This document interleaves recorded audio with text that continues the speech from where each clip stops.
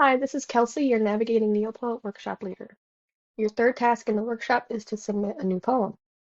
To do this, go to Tools, Submit Content, Poem, and then you start filling in your poem.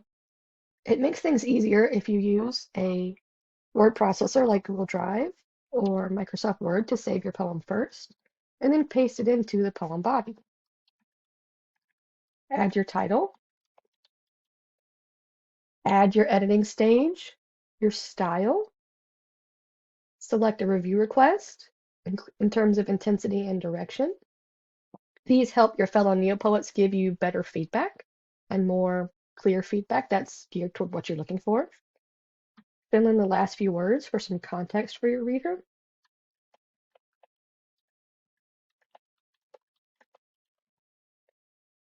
If it's a part of a contest or a workshop, you select that.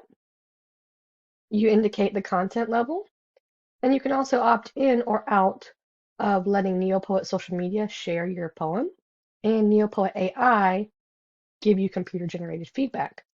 Once you've checked all these boxes and everything looks good, you click Save.